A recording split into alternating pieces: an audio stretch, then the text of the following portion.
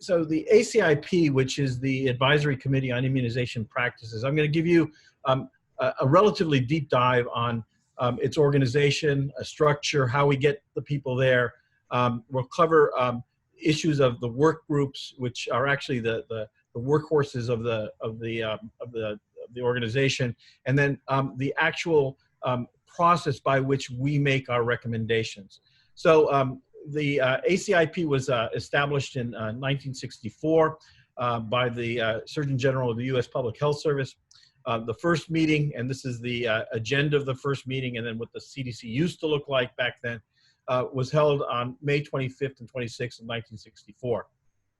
That in 1972, it was designated as a federal advisory committee, and that is explained in the next slide. So as you may know, as I'm sure you all know, a Federal Advisory Committee Act was enacted in October 6th of 1972.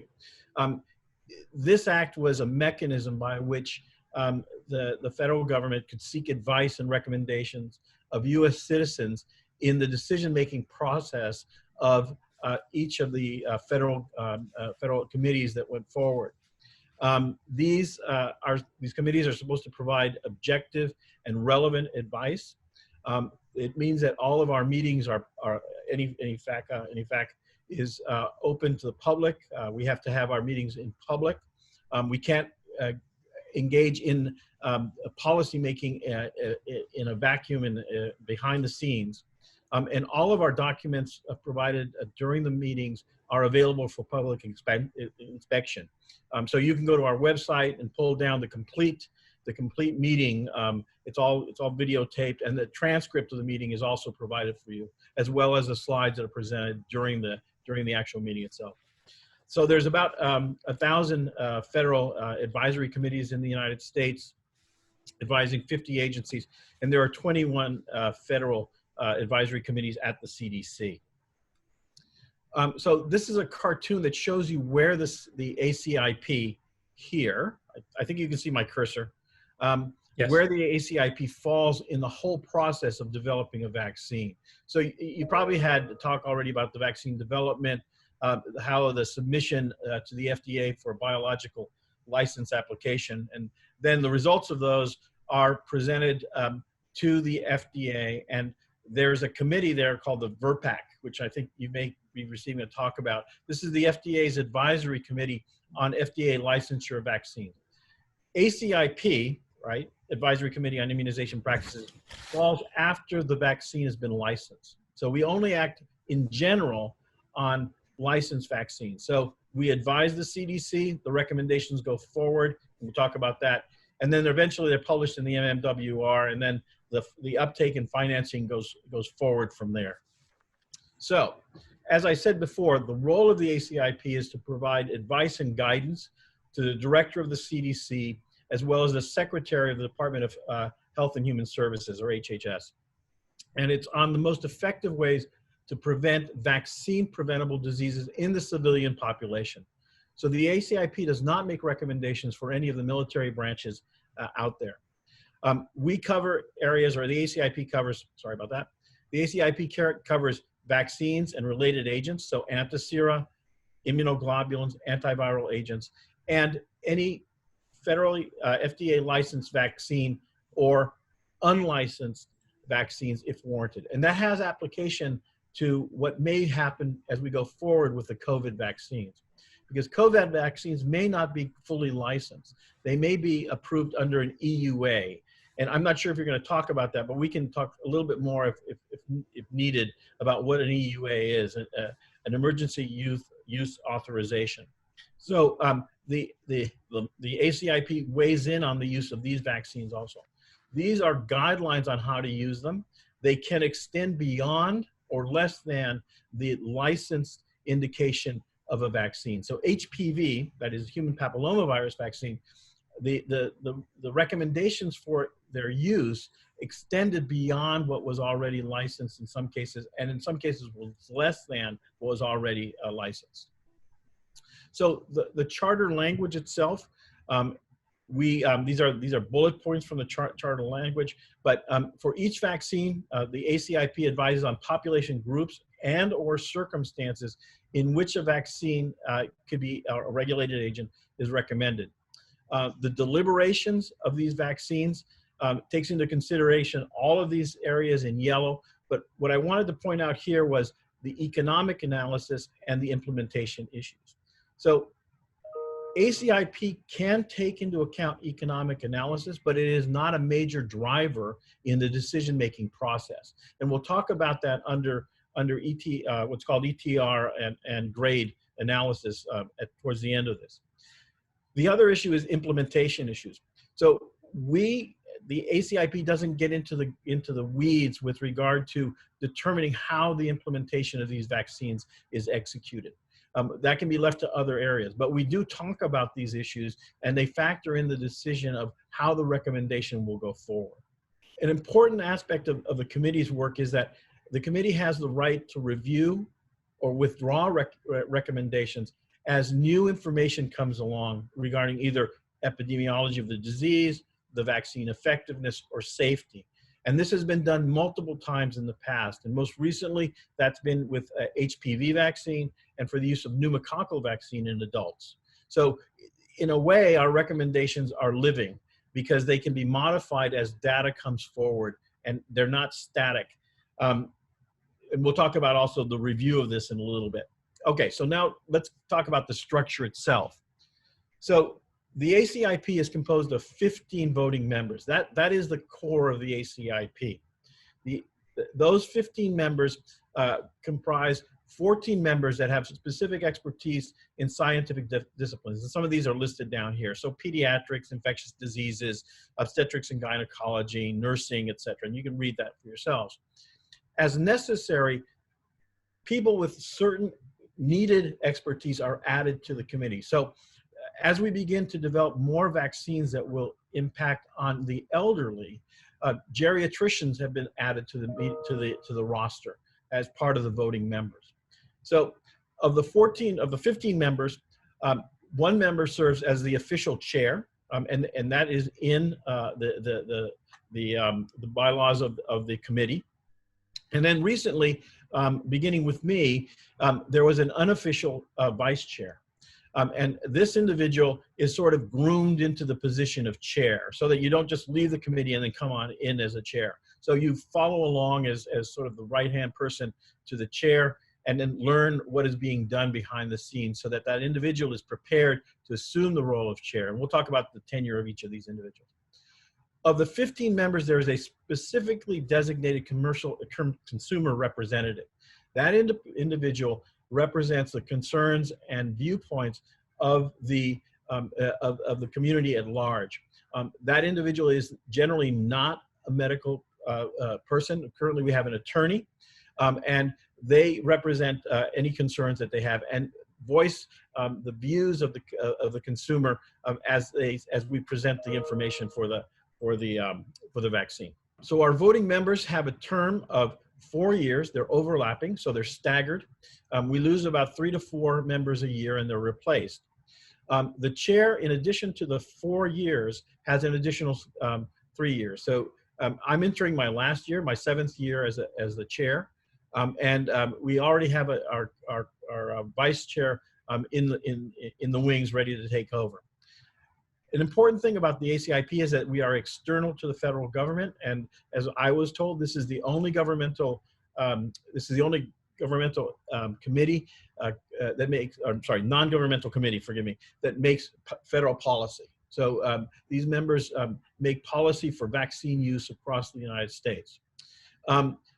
Individuals that are considered as voting members are submitted by persons outside of the ACIP. The ACIP has a steering committee on which serves the chair, and they review the nominations from the outside and then put names forward. And then it's the Health and Human Services that selects and appoints the ultimate member. So those of us that are members are appointed by HHS.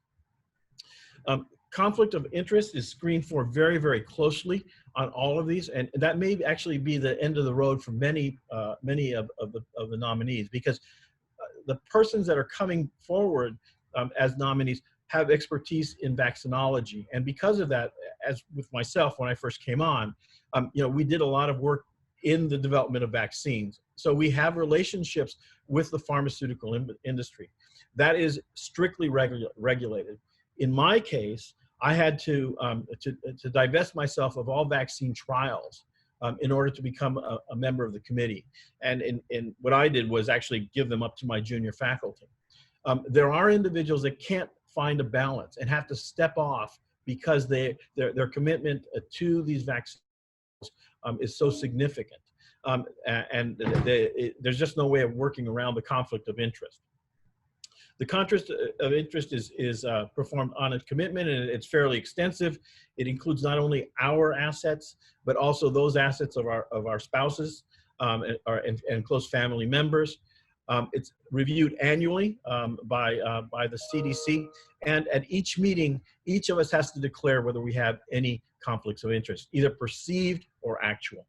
The non-voting members of the ACIP are the ones I'm going to cover now. So, as part of the ACIP structure, we have ex officio members, and there are 8 of these ex officio members that represent other government agencies involved in immunization, and you can read them for yourself. But as you see, they're names of agencies that you all recognize.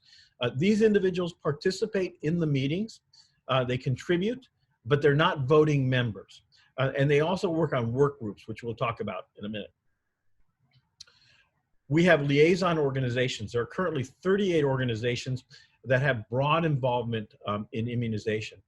To become a liaison organization to the ACIP, an application has to be submitted outlining what your role is in immunizations and how you play. And then after about a year or so of paperwork, you become a liaison organization if it's acceptable. So the representatives from this, and there's usually just one representative, maybe a backup person, the representative is funded through the parent organization. So if their travel to and from and their lodging, and et cetera, is handled by that organization. These individuals bring the perspective of the parent organization into the ACIP so that we understand where, for example, ACOG, which is the obstetrical organization for physicians, stands on a given vaccine, or AAP, or the College of Physicians. And so all of these weigh into our decision making. And these members also keep the parent organization and its membership appraised of our deliberations and discussions. These members can serve on work groups, and they're an essential part of the work group. When we put together one of those, and I'll talk about that in a minute, they can attend and participate in the ACIP meetings. They form what we call the outer circle. So the inner circle is this voting group of ACIP members. And then if you look in on the through camera, you'll see that there's a ring around us. That contains the seated at that table are the liaison organizations and the ex officio organizations. 4 of these organizations, these liaisons, so the American Academy of Family Practice, the American Academy of Pediatrics, the American College of Obstetrics and Gynecology, and the American College of Physicians, they work to develop and publish the harmonized version of the immunization schedules. So these are the schedules that are used to determine what immunizations a child or an adult should receive in this country. And for those of you that don't have children and haven't seen this, this is what this schedule looks like in cartoon form. And it lists all the vaccines a child should receive. This is a childhood immunization schedule, an adolescent, from birth until 18 years of age. And there's a similar one for adults. It's less busy than this, as you can imagine. So they participate in creating the harmonized version of this. Okay, so the meetings themselves. So ACIP traditionally meets 3 times a year for 2-day meetings. They're held in February, June, and October. However, let me talk about COVID in the world of COVID that we are today. So this has all been set off now. We are currently having monthly ACIP video meetings. And that is because we are deliberating on groups, and I don't want to use tier, but high-risk groups that should be prioritized for immunization if a vaccine becomes available. The physical meetings, as well as the video meetings, are open to the public. The slides are presented at the meetings are available to the public after they're vetted by the committee. There is a live webcast of the meeting that is archived and is available for download. The minutes are reviewed by myself after their transcription and then published on an ACIP website and are easily accessible by Googling it. Even our current video presentations are shown on a webcast archive, so they're available to you all. The recommendations that are made by the ACIP, and this is very important, our deliberations lead to recommendations, not a final decision. This recommendation needs to be approved by the director of the CDC, and then once approved, is adopted by the HHS and CDC. And they aren't final, that is, they don't go into effect until they're actually published in the Morbidity and Mortality Weekly Report. So the final step in authorizing or making a recommendation, a policy, is its publication in the MMWR. Once it's become published in the MMWR, that has significant implications for payment and accessibility of that vaccine. So once in the MMWR, that vaccine has to be covered by Vaccines for Children. That means that we will pay for, the government will pay for that. And it has to be payable through the ACA. And insurance companies then have to honor the recommendations made by the ACIP. So as you can see, these have long-reaching implications. Okay. Yes, sir. Yeah, we do have one question coming in right now, or a couple questions. The first one is, I don't know who it is, but this person's name is iPhone Work. So iPhone Work, you have the floor. Hey, Chris, Lisa Krieger, my apologies, with the San Jose Mercury News. All right. So my question, forgive me if you address this, who are you making your recommendations to for COVID? And then related to that, how much transparency or leverage might you have that your recommendations are adopted? And does the public, or were there decisions as to who gets the vaccine, how it's distributed, what it'll cost, all of that? Is that transparent to the public? So that's a good question. Okay, so first part of this, is it transparent? So it is transparent in that the deliberations, and we'll talk about that in a minute about the work group itself, but the deliberations that are held by the entire ACIP are public knowledge. They're broadcast, you can see them. The deliberations behind it by the work groups are not, and that's normal. That's what we normally do. With regard to whether they're adopted or not, so we don't have leverage, as you say. What we do is we present this data to the director of the CDC. And so the question was posed, and I didn't know this until last month when it was actually posed by somebody. But at least in my tenure, there's never been a recommendation by the ACIP that was turned down by the director of the CDC. And that seems to be the case for the entire history of the ACIP as was added offline following that question. So we have virtually, 100% recommendation acceptance. Whether that will go forward, I don't know. I guess, forgive me, and then the CDC makes a recommendation, and then what happens? Like, who's actually making decisions about distribution? So that's logistical, and so the logistics are carried out by whatever agency is deemed. So if you're talking about about COVID vaccine, and that's where I think your question is coming from, it appears that the Department of Defense is going to be involved in that. Now, I can't give you any more details in that because I'm not involved in those discussions.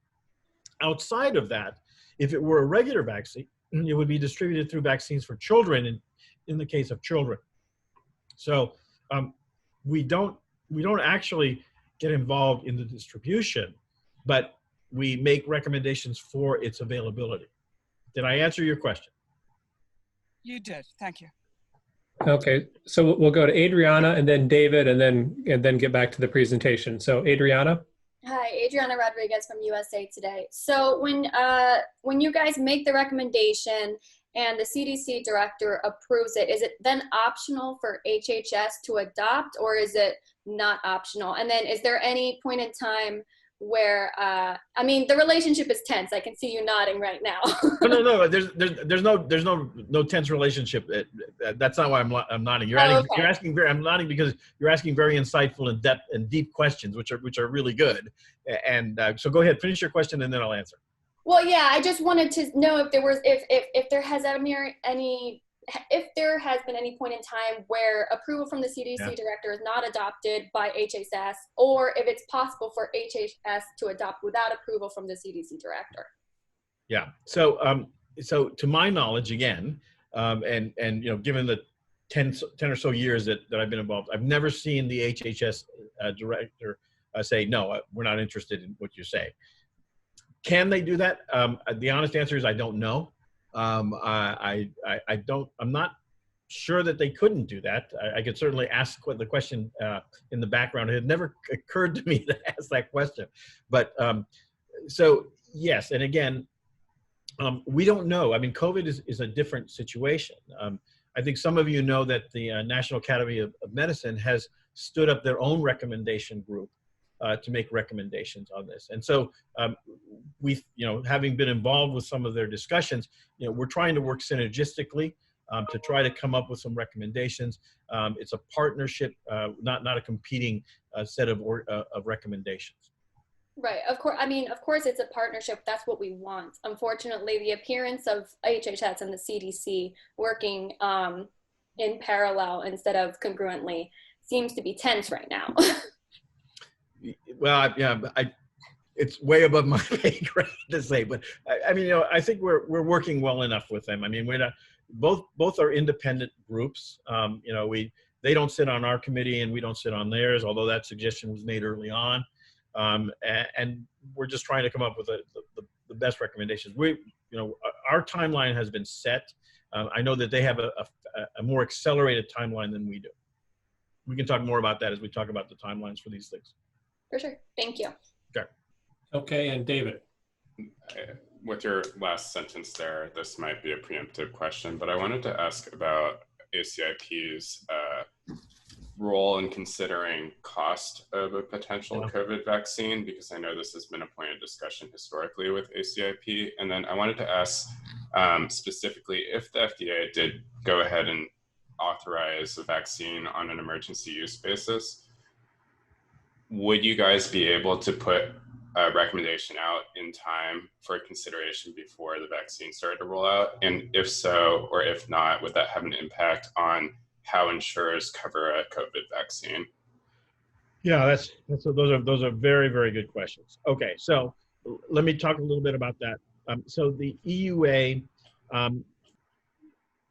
if these are approved, so I don't know where you are on your discussion about the vaccine timeline. You know, we are under the premise that a vaccine will be available towards the end of the year.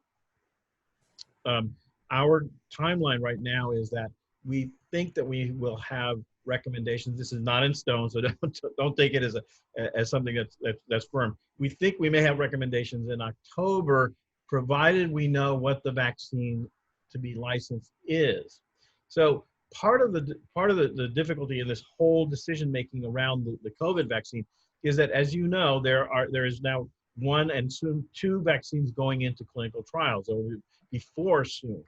And each of these vaccines has unique characteristics, so that a recommendation for their use won't fit all. And so we need to know what the vaccine is in order to give full recommendations. I know that's a bit of a waffle answer, but that's the way it stands today. So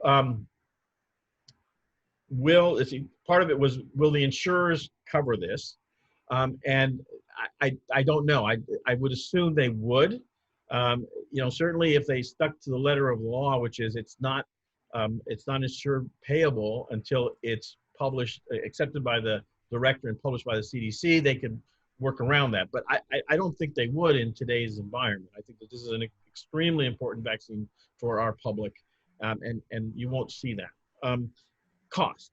Okay, so we'll talk more about cost in a minute. So our deliberations have not looked at cost at this time. You know, you all know what the numbers are that are being passed out for these vaccines. So no, we have not talked about cost at this point.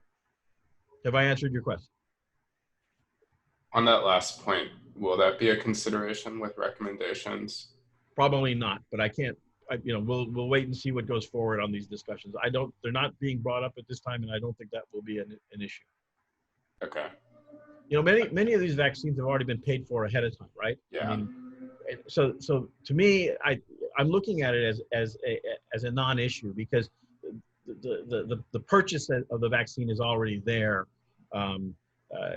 based on the amount of money that has been allocated to each of these pharmaceutical companies.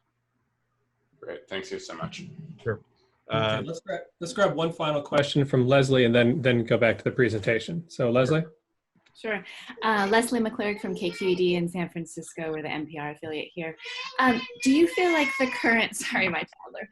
Do you feel like the current political climate, is rushing things? Like, in a sense that we're especially trying to get to October before the elections. Do you feel like you're feeling any pressure regulatory wise to push things through before things are ready and in an unsafe manner because of the political pressure within the administration? Yeah, very good question. We don't feel rushed. We are dedicating the time necessary to get this done, and ergo, we'll talk a little bit about our meeting schedule. But the fact that we're meeting monthly in order to discuss this shows that we're dedicating the time necessary to come to a decision that is appropriate. One of the things that we are very, very concerned about, and is the FDA, is safety. In our discussions, paramount is the issue of safety in arriving at a decision. We've have a representative, you know, part of the liaisons on the group is a member of the FDA, and that's Dr. Doran Fink, and he has said both at our meetings and other meetings that FDA will not sacrifice safety to get this vaccine out. Okay, so I don't know that the rush is political or not. I mean, there is a need for this vaccine. This vaccine is essential to bringing this COVID pandemic, or this, at least our part of the pandemic, the United States pandemic, under control. You know, we could get into a whole discussion of mitigating factors like mask and separation and all the things that could work very well, but don't seem to work in our current political environment. So I think we're going to need these vaccines in order to really bring this under control. It's essential for our healthcare providers and for certain populations, right? I mean, our essential workers, those individuals that are in nursing homes, and in our correctional institutions, where this has run wild, as you all know. So, have I answered all your points? Okay. Okay. Very good. So let's talk about the work groups. The work groups are really where all the work is done. So these work groups are created by, and there's a cartoon at the end of this session that talks about how they're formed, but I'm going to give you the details of this now. So the work groups are formed as a vaccine comes forward or a policy issue comes forward. These work groups hold traditionally 1 to 2 telephone conferences, video conferences a month that last anywhere from an hour to 90 minutes. Now, in the current COVID environment, these are being held weekly. So we are now meeting weekly. We started out meeting once a month, then we moved to twice a month, and now we're weekly with monthly ACIP meetings. So as you can see, ACIP has taken this very seriously and is deliberating over the questions in a very thorough manner. In addition to the weekly meetings by everybody, the work group chair and the lead meet for 30 minutes to 60 minutes before each meeting to discuss the topics that will be presented and who the speakers are. The materials for discussion are provided prior to the meeting for review. The meeting minutes are also provided, reviewed, and approved by work group members. Unlike the full ACIP meetings, these are confidential and closed to the public. So you have to be part of the ACIP or part of the work group to participate in these meetings. These are the work groups currently in vogue or about to be formed at the CDC. So there are 3 of these: the immunization schedules, which used to be 2 different committees or work groups, childhood and adolescent. These are now combined into 1. Best practices in influenza. These are standing committees. They don't go away. They will always be there. The rest of these, as you can see here, that are non-italicized are the ones that are up and active at this time. And then these are the 3 that are coming up, will be activated in the next several months. As you can see, the COVID vaccine is present. This was activated, was stood up in March of this year, and first meetings were held in April. So as soon as the CDC began to see that there was a vaccine coming, this was stood up. In establishing any work group, it's done in anticipation of licensure of a new vaccine or a change in the indication of an existing vaccine. So that will trigger the formation of a work group. The work groups generally begin, and I don't have COVID, I just have a dry cough. The work groups generally begin reviewing material 12 to 18 months before a potential decision on licensure or indication. We can't give a recommendation until that licensure is given. Updates to existing recommendations are done for anticipated changes or new data, such as safety, effectiveness, or programmatic issues that have come up, such as vaccine administration. And there's a review of all existing ACIP recommendations every 7 years. So they're not static. We go back and we look at them and we either vote them to stay the same or modify them or do away with them totally, if not appropriate. Each of the work groups works on what's called a term of reference or terms of reference. And those are established at the time that the work group is stood up. So these are determined by the work group chair and the work group lead, and I'll talk about those 2 individuals in a minute. And they present the background, the purpose and objectives of the work group, and activities of the work group. The TOR, or the term of reference, can be updated annually or whenever there's a major change in activity. So if we're deliberating on a vaccine or an issue and something comes up, we can add to it, take away, or modify it completely. The TOR, or the term of reference, is shared with all voting members at the time of the ACIP meetings, so that the voting members understand what we're doing and how we're going about the discussions in the work group. So, as I said, the work group is composed of voting members, and we'll talk about those in a minute. Also, there are liaison members and consultants within the group. So, for the roles of the liaison members, again, they serve to communicate to the work group the perspective of the parent organization or agency they represent, and at the same time, they provide updates of our discussions to the organization or agency, so they're informed of the discussions or issues under consideration. Each work group can call as many consultants as they need. These consultants can be in the area of science and policy. We use a lot of consultants in the term of statistical analysis and modeling. Especially when the question is highly complex and we need to decide which age groups are most appropriate. They provide this very specific scientific expertise to the work group. Lastly, pharmaceutical companies can interact with the work group. They're not members of the work group. They can't sit in on the work group discussion, but they are brought into the work group so that they can present the pharmaceutical perspective and the critical information that pharmaceutical companies have. So through this interaction, we can gain access to the information they have about their efficacy, safety, what other aspects we need of their vaccines. They also present their views on the epidemiology.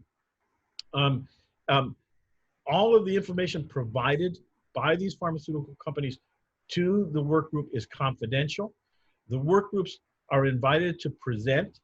Their information has to be reviewed by the work group lead before it's presented to make sure it's appropriate. So, this isn't the case, but we don't want a commercial, right?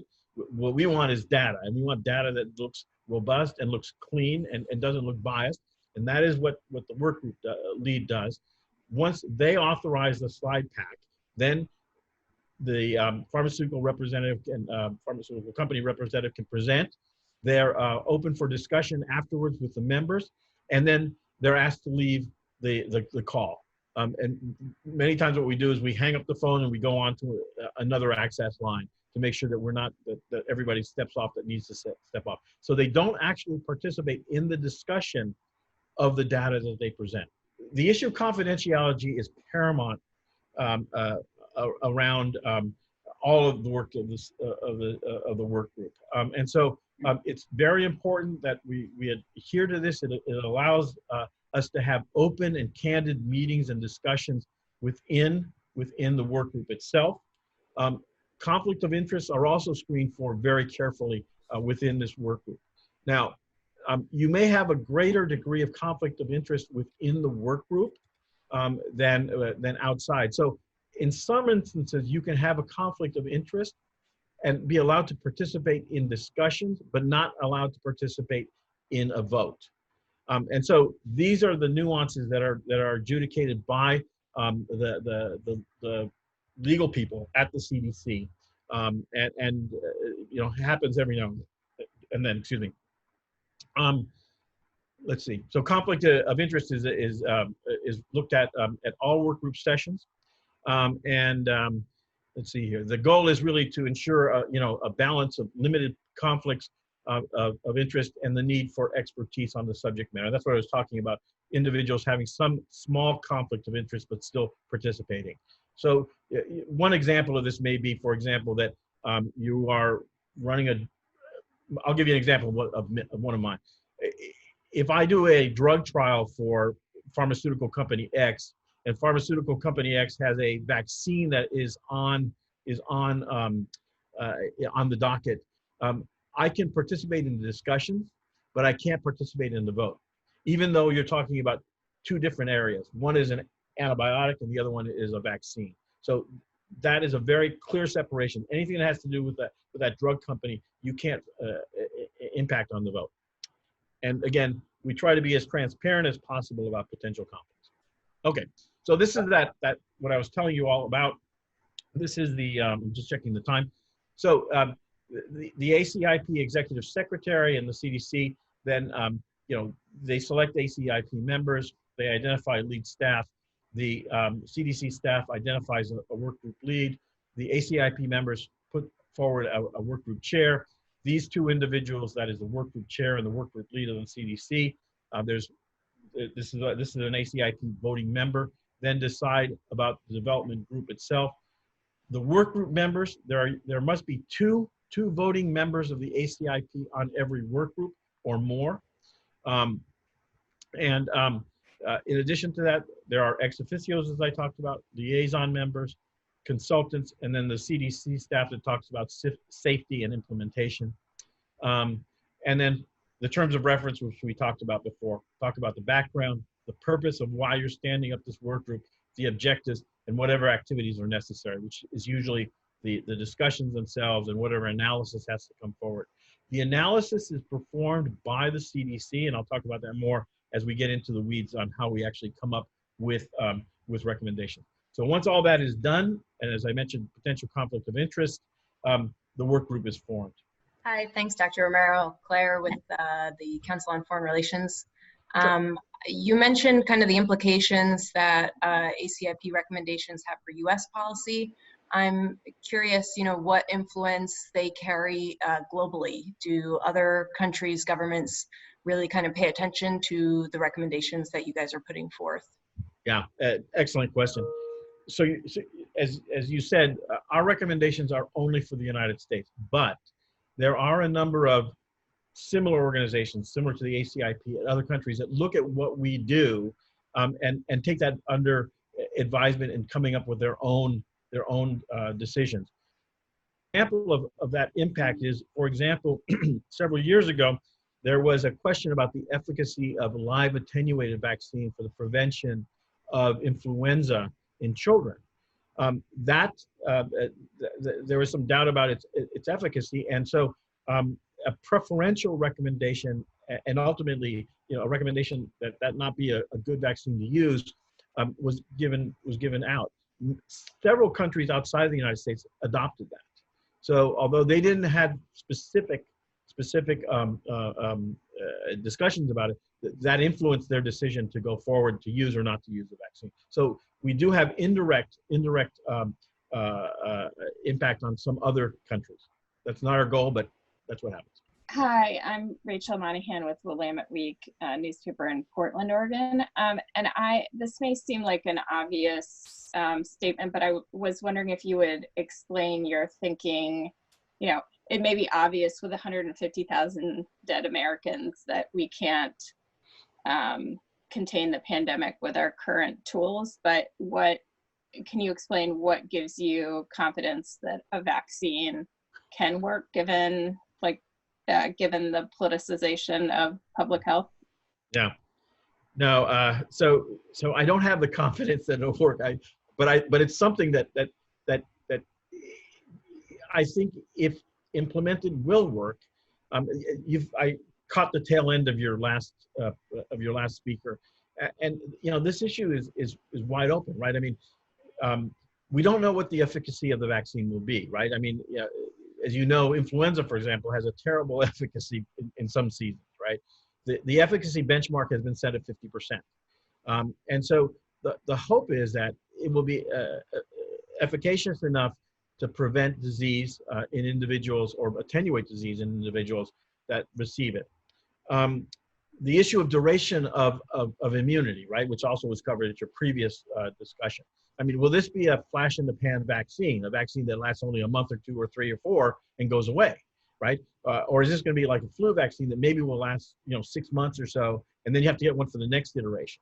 Will we need to boost periodically? So all of these things can't let me say that I'm convinced that it will work, but I think it's important to do so, to get it out there, because we need to develop a herd immunity, which I think you've all heard about. And boy, that's terrible, heard about. Okay, so without that herd immunity, we're going to continue to have recurring cycles of outbreaks in our country.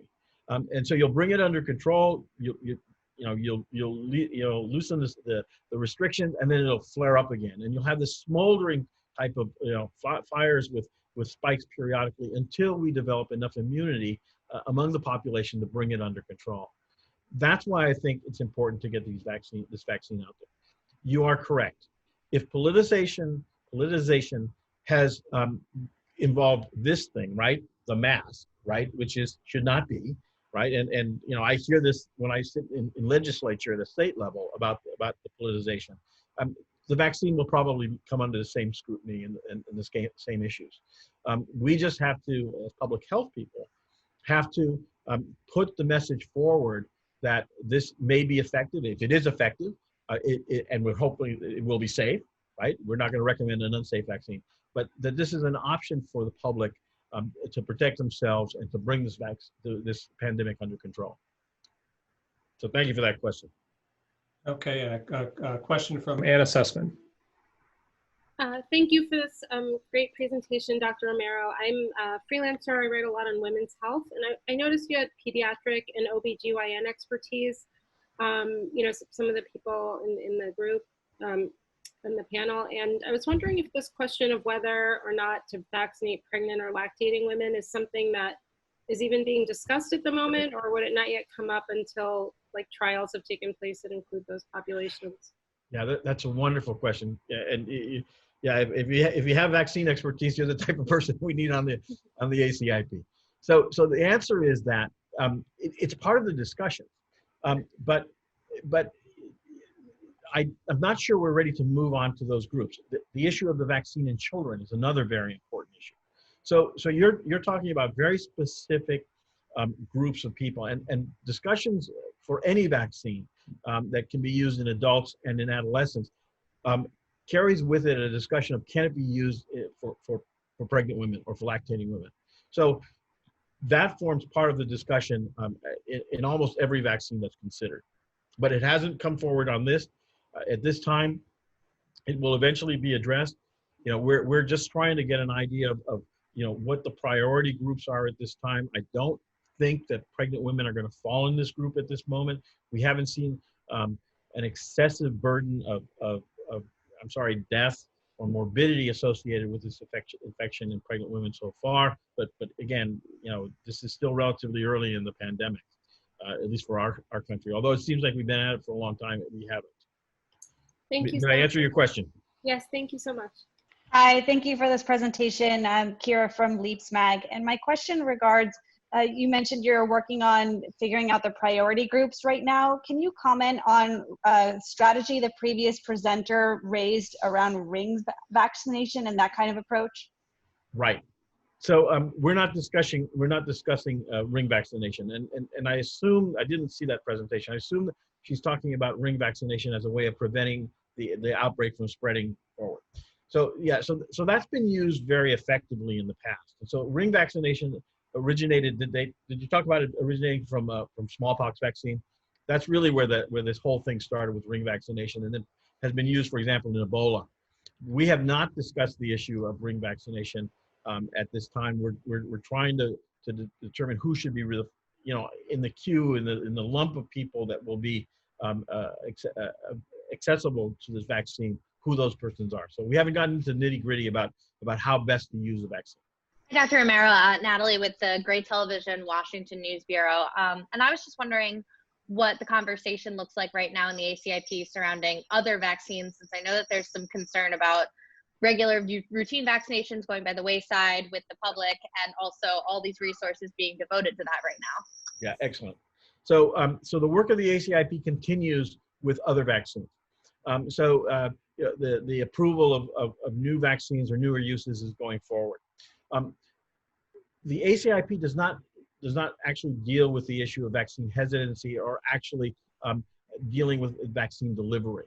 And those questions which you're asking are pertinent, that we are aware of it, we're given information about it, but we don't make policy to overcome those hurdles. I can tell you that from a public health officer point of view now, we are looking at strategies, and we've overcome those deficiencies, in that the number of vaccines we're administering now is back to where it was last year. But there, at least in my state, there are about 150,000 doses of vaccine that are deficient. So we fell below the normal line for a long enough period of time that we acquired a significant number of individuals that did not get vaccination. So we're trying to get those revaccinated. How are we doing that? Well, the ACIP has an accelerated vaccine schedule, and that is for delayed or delinquent immunizations. And that gives you a compressed timeline instead of, so I'll give you an example. If your vaccines are normally given at 2, 4, and 6 months of age if you're a newborn, you can compress that time to 6 weeks, for example, in between vaccines, depending on the vaccine. So you can get them immunized faster. We're opening up clinics and making clinics more accessible, so drive-through clinics. And as you know, that there's some reticence of parents to bring their children to hospital because they can pick something up, or to the doctor's offices. So in our hospitals and in our doctor's offices, some doctors are splitting their patient population so that they have well care in the morning, and then in the afternoon they only do sick patients. In our institution, for example, a children's hospital, which has a very large footprint, a large campus, we have 2 different sites for the ill kids and then the well baby check and well kids, and those kids can come over there. So there's lots of different ways we're trying to do that, but accelerating the immunization schedule, we have that in place. It's been proven, and it's there for people to use, and we're encouraging them to do so. Hi, Dr. Romero. I'm Omer Irfan. I'm a staff writer at Vox. Just a quick process question. I mean, is the voting on the recommendations, is that done by a simple majority, or do you rank the recommendations based on high agreement, moderate agreement, low agreement when you submit them? Yeah, very good question. No, it's simple majority. And it goes around the table. So there's 15 of us, right? And the chair is always the last one to vote in case there's need of a deciding vote. That's only, in my experience, that's only happened once in my tenure. Yeah, we're usually fairly separated that there is there's a majority that clearly comes through it.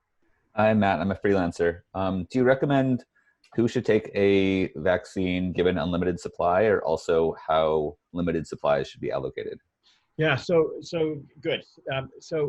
Our initial recommendations will be based on limited supply. So if there's only 10 million doses, that's the prioritization scheme will be based on that. And then we'll expand outward as more vaccine becomes available. Hi, I'm Mary Hines, Las Vegas Review-Journal. Is there a consensus emerging on who should get the vaccine first in the limited supply situation? Yeah, there's, these are very similar to groups that have been identified in the past for influenza vaccine, for pandemic influenza vaccine. It's healthcare providers are certainly within that group.